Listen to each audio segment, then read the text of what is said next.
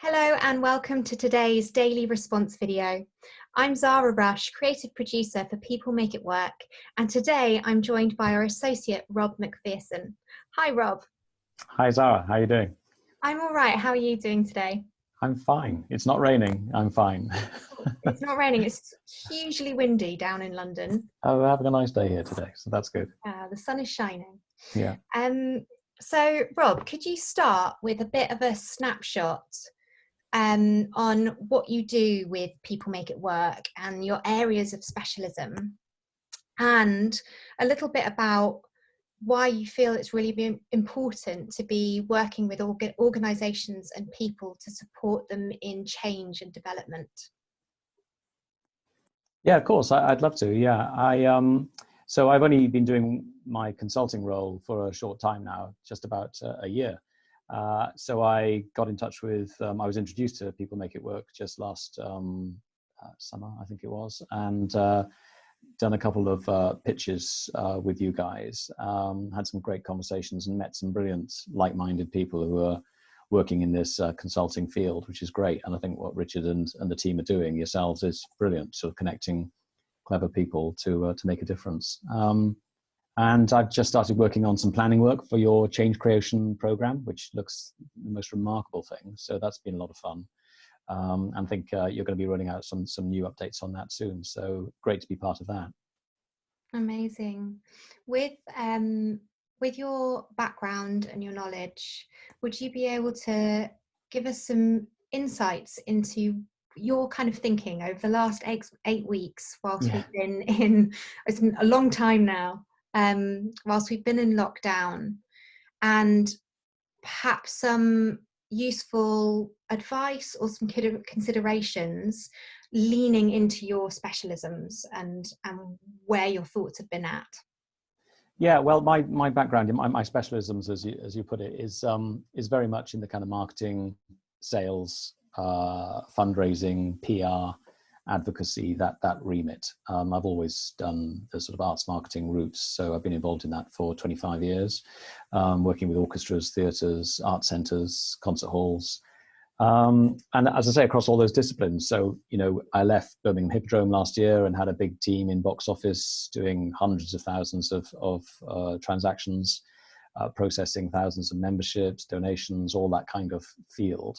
And it was great because it was that combination of the big commercial touring shows and then all the kind of charitable programs and projects and community engagement and smaller and medium scale stuff as well, and a huge amount of investment in festivals. So in addition to the sort of more obvious community education work and things like that, the festivals was the thing that really pulled people together. And that had a huge bearing on sort of the theatre's capacity to contribute to that placemaking agenda within its most immediate area, so its neighbourhood, very, very, very closely allied with the restaurants, with the clubs, that whole area of central Birmingham, which was brilliant because it meant that balance between, you know, the heavy-duty sales targets of major West End juggernauts, as well as, you know, using public money and corporate money and individual donations in a really sort of sensitive way to make connections for people, you know, who weren't necessarily parting with money to come and see big shows, but they were engaging through festival work or benefiting from the Hippodrome's engagement in education work. So it was a really, really nice, what we used to call it was this balance of sort of commercial head and charitable heart, because although it was a charity, it wasn't receiving any public subsidy, and it was quite proudly independent in that way. So I think that that has driven my thinking quite a lot in the last year or two. The idea that, you know, increasingly we can't be reliant on public sources of funding anymore, and we're going to have that commercial attitude in order to achieve our charitable aims. And I think now, you know, the value of the arts under the current crisis is proving itself to be hugely highly rated by communities generally. But it is nevertheless, I think, going to be extremely difficult for people to find a route back into any kind of life that they were used to.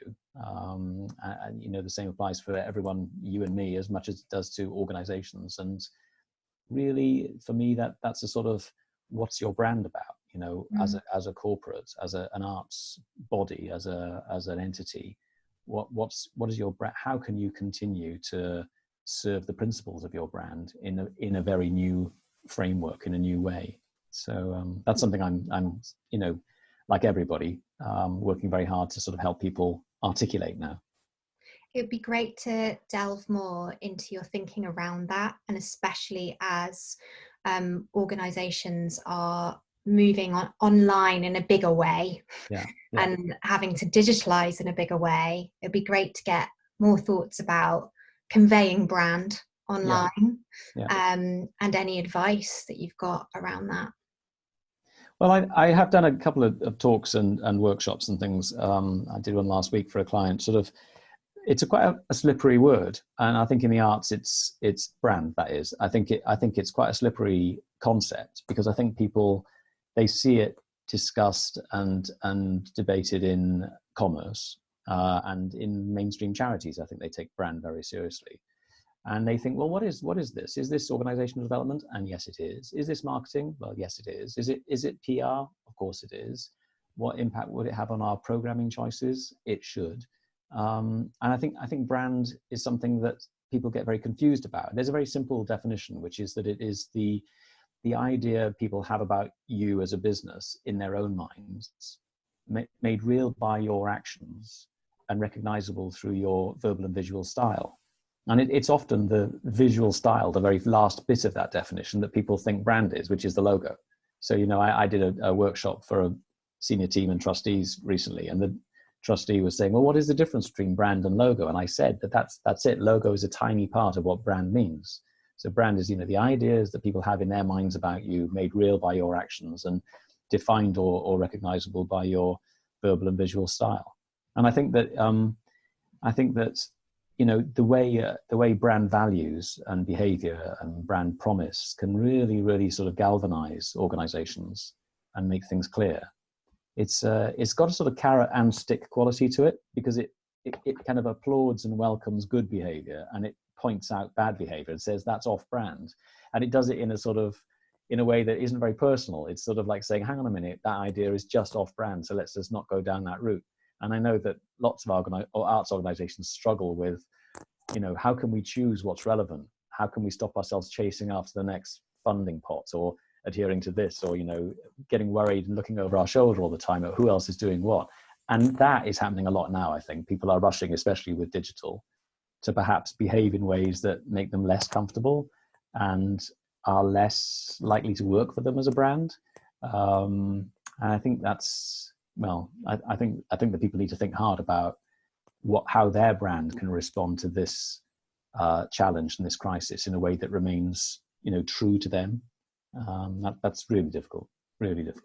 Yeah. And do you have any guidance or kind of methods around, I mean, I'm assuming this is a much larger conversation, but in like a distilled way, any methods of being able to condense down that, or like that galvanizing factor that kind of gives you that container to work within, to pick and to choose?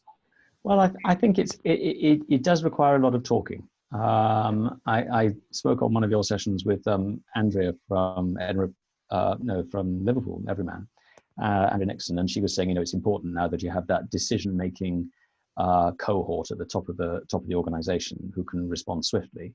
And I agreed with that, but I also said that I think something that will really feed brands is if you can flatten your hierarchies, and that you can get ideas from everybody in the organization, and to really, really, really open up so you can listen what's coming from the shop floor, so to speak, and from everybody. Everyone has a perspective. You have eyes and ears everywhere, and there needs to be a system for people to sort of feed in. Here is a great idea. Here is something that either a competitor or someone we recognize, or even someone from a different field, someone's doing something. And I think then it's a case of look for that appealing thing and try and define it on your terms. So think about how you can adapt something and articulate it through your own systems. I think that there is an opportunity right now for people to be delving a bit deeper into their original why, their sort of function and purpose. Yeah. I'm sure everyone's read Simon Sinek's Start with Why, and it's all, the why has to be at the core, followed then by the how and the what. And we all as an industry, I think, spend a lot of time worrying about the what, when we should go back to the very core root about why we're doing it in the first place, and work out a new how and a new what, to go alongside those things. And most people don't really think about. There's three moments when people think about brand. The first one is a new startup. You're setting up a new business. You have to think about brand. You have to think about what you are about, what you stand for, what you look like, and how you can enter that market or define a new market, like a Spotify or whatever. But that's a classic moment. Startup branding is very, very key. The second one is when a challenger enters your market, or by the same token, when a new opportunity arises, so that your market, your activity becomes more attractive for that challenger, and that opportunity is there for you too. So you can, if you remember ages ago when Classic FM first came on the scene, Radio 3 had to raise their game. There's so many examples of kind of like, hang on a minute, we used to be able to do this without any disruption, and now it's opening up this new opportunities. And the third one is when there's a crisis, which is what we obviously have right now. And that's when a redefinition or a renewal is required, which is right, building a new look around that sense of why, that sense of relevance and purpose. And I think it works for people because it improves the way you communicate with your existing and new audiences. It improves the way you galvanize your teams around something they can really believe in. And it just makes you look like you've really considered why you're in business in the first place and what you can contribute, because too much of it is autopilot. So it's a good time to be doing that. And, at this time where we are having to, or the sense is that we've had to emigrate online a lot more and do a lot of creation to be able to share online. It's a huge amount of pressure. Absolutely enormous. I really, really sympathize with the organizations at medium and small scale who find this challenge beyond them. And I have seen on Twitter, and I've spoken to people just sort of saying, well, it's all very well for X or Y or Z, who are brilliantly well subsidized. They've been doing it forever, and they've got a archive stock of brilliant content, that they can bring to life readily.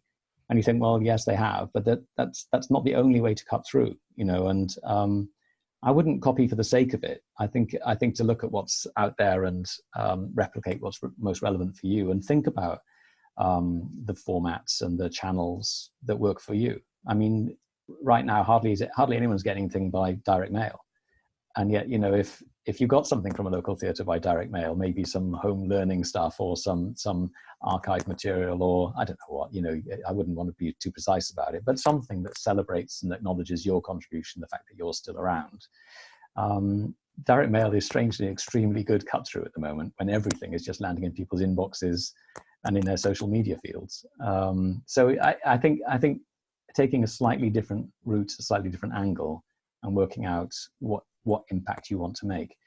There's many more routes and channels that people can do if they think a little bit more laterally and a bit more less logically, perhaps, and sort of test themselves a bit harder. Yeah, I think there's another good one that we were talking about, which is to do with improvising more. It's a book I've been recommending quite a lot recently. It's part of the Do series by Robert Poynton, and it's just called Improvise. Do Improvise is what it's called, and it's great for our world in that it is a business book, but at the same time it doesn't read like a boring business book. It's much more about considering every challenge as an offer from which you can improvise something. And we do this, we do this in the arts, and I think maybe it's our moment to really put that skill to use, pick up that improvisatory opportunity and do something completely different. With perhaps less likely partnerships. I think there's some interesting stuff happening where theatres are connecting with food delivery services up north, and I think thinking hard about our origins as education charities, I think, is a huge opportunity with all the kids who aren't getting schooling, especially the ones who are leaving school right now and might have delayed entries to university, who are going to feel a little bit out. If you're starting an arts course in the autumn or maybe next spring, there's like 6 months of nothing, and maybe arts educational charities could help plug that gap with something really great, or propose that as a solution, and maybe host, or whether online or in real life in their venues, some other kind of educational support package. It's going to be about here's a problem. How can we be the solution to that problem? Where are the unlikely or new partnerships that we could sort of generate and connect with in a way that gets us to that solution faster as a partnership? Amazing. We've got so much food for thought there. I love it. I've got, focus on the why. Yeah. I've got, trust the galvanizing power of branding and like delving back in and developing brand. Yeah. I've got, don't be afraid to take a slightly different route. I love that thing about direct mail and the fact that, theatres aren't currently clogging up post boxes, and actually that could be a really powerful place to put your messaging. And human touch. Have some fun with improvising. Every challenge is an offer. I think that's right. There's a huge amount of truth to that. And again, it's like I've quoted a couple of advertising things there, and there's this kind of idea: when everyone else zigs, it's time to zag. It's these are well-known sayings in the ad world. The idea of sameness being dangerous and difference being safe. There's a lot of fantastic thinking around there, where people have got to take a slightly different route and don't just think they have to do exactly the same as everyone else at the moment, or for the next 3 or 6 or 9 months. I think it's much more lateral thinking, and taking some time to think about how could you actually deploy that in a different way. I like that. Difference is safe. Cool. Rob, thank you so much for your time and your thoughts. Good to catch up. Yeah, good to see you. Thank you very much.